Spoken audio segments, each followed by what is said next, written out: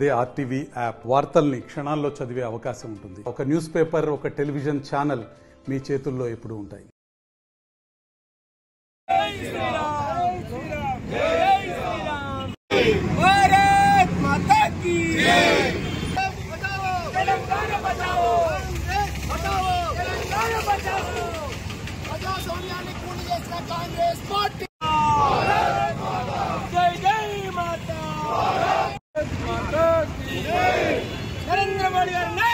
जय श्री राम, जय श्री राम। भारतीय जनता पार्टी अंबेडकर आशयाలను अंबेडकर आशयाలను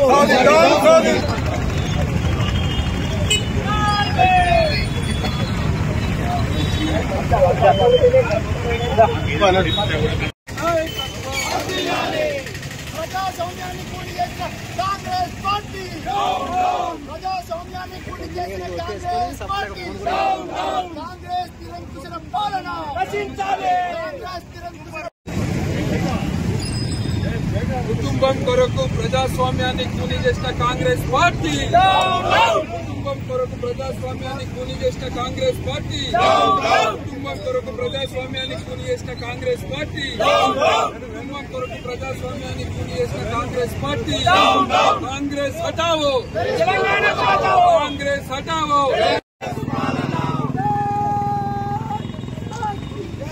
ఆ రోజు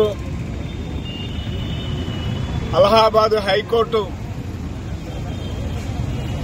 అక్రమాలకు పాల్పడ్డారు మీ ఎన్నికల ప్రక్రియలో, అవి ఆధారాలతో నిరూపితమైనాయి,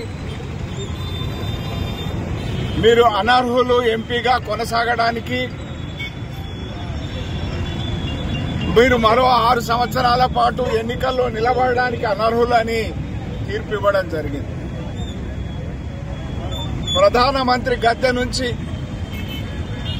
న్యాయస్థానం యొక్క తీర్పును గౌరవించి పక్కకు తప్పుకోవాలా. కానీ ఆ రోజు ప్రధానమంత్రి శ్రీమతి ఇందిరాగాంధీ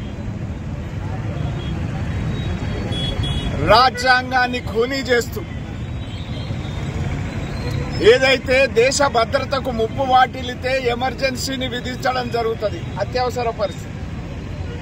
ఆంతరంగిక భద్రతకు ముప్పు వాటిల్లితే ఎమర్జెన్సీని విధించడం జరుగుతుంది. కానీ రాజ్యాంగాన్ని ఖూనీ చేస్తూ తమ కుర్చీని కాపాడుకున్నందుకోసం ఆ రోజు దేశ ప్రజల మీద ఎమర్జెన్సీని విధించి ప్రజాస్వామ్యాన్ని హరించి ప్రజల హక్కులను కాలరాచి పత్రికా స్వేచ్ఛను కాలరాసి మరి maintenance of internal security act MISA అనేటువంటి ఆంతరంగిక భద్రతా చట్టం పేరుతోని దేశంలో ఉన్నటువంటి జనసంఘ నాయకులను, భారతీయ లోక్దళ్ నాయకులను, సోషలిస్టు పార్టీ నాయకులను, కమ్యూనిస్టు పార్టీ నాయకులను, వీటన్నిటికి సంబంధించినటువంటి విద్యార్థి సంఘాల నాయకులను, సామాజిక సేవా సంస్థలను, ప్రజాస్వామ్యం కోసం పరితపించేటువంటి ప్రజాస్వామ్యవాదులందరినీ కూడా జైళ్లలో నింపి కుక్కినటువంటి, మరి వాళ్ళ హక్కులను కూడా కోర్టుకు వెళ్లి బెయిల్ తీసుకునేటువంటి హక్కు లేకుండా కుక్కినటువంటి కాంగ్రెస్ ఇవాళ రాజ్యాంగం అనేటువంటి ఒక పుస్తకాన్ని పట్టుకొని రాజ్యాంగం గురించి మాట్లాడుతా ఉన్నారు. ఈ రాజ్యాంగం గురించి మాట్లాడేటువంటి రాహుల్ గాంధీ రాజ్యాంగబద్ధంగా ఎన్నికైనటువంటి కేబినెట్ ప్రభుత్వం తీర్మానం చేసినటువంటి తీర్మానాన్ని, కేబినెట్ తీర్మానాన్ని ప్రజల ముందు చింపినటువంటి దౌర్భాగ్యపు చర్యకు పాల్పడ్డటువంటి వ్యక్తి. అటువంటి వ్యక్తి మరి ఎవరైతే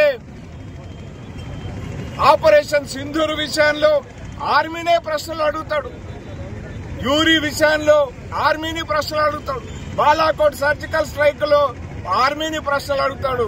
ఈ రకమైనటువంటి బుద్ధి తక్కువైనటువంటి వ్యక్తి ఈ దేశానికి ప్రతిపక్ష నాయకుడిగా కావడం అనేటువంటి దురదృష్టం. ఓ రాహుల్ గాంధీ, ఇయ్యాలకి 50 సంవత్సరాలు అయ్యింది.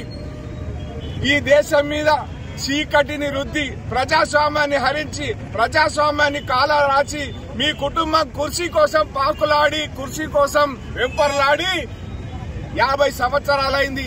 ఈ దేశ ప్రజలందరూ ఆనాటి వ్యతలు, ఆనాటి యాతనలు, ఆనాటి అరెస్టులు, ఆనాటి జైలు నిర్బంధాలు ఏవైతే ఉన్నాయో ఆనాడు మరి ఎటువంటి నేరం లేకుండా, ఆరోపణ లేకుండా హత్య చేసినటువంటి మీ ప్రభుత్వ దమనకాండ ఏదైతే ఉన్నదో ఇది ప్రజాస్వామ్య ఖూని అనేటువంటిది మళ్లీ ఇది భావి తరాలకు ఆనాటి యొక్క మీ ఎమర్జెన్సీ విధింపు రోజులను మరి గుర్తు చేయడం జరుగుతున్నది.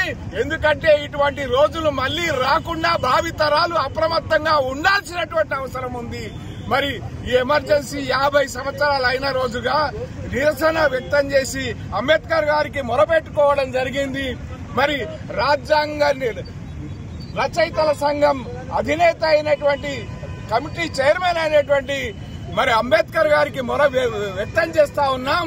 ఇటువంటి దుర్దశ మీరు కల్పించిన రాజ్యాంగాన్ని వక్రీకరించి ఎమర్జెన్సీ విధించి కుర్చీ కోసం మరి ఈ యొక్క కూలీ చేసిన ప్రజాస్వామ్యాన్ని కూలీ చేసినటువంటి వాళ్ళు ఉన్నారు. ఇటువంటిది రాకుండా మళ్లీ భవిష్యత్తులో ఇటువంటిది తలెత్తకుండా చూడమని ఆ యొక్క అంబేద్కర్ గారికి మొరబెట్టుకున్నాం. మరిన్ని వీడియోస్ కోసం ఛానల్ ని సబ్స్క్రైబ్ చేయండి. లేటెస్ట్ అప్డేట్స్ కోసం వాట్సాప్ ఛానల్ ని ఫాలో చేయండి. అండ్ లింక్ డిస్క్రిప్షన్ లో ఉంది.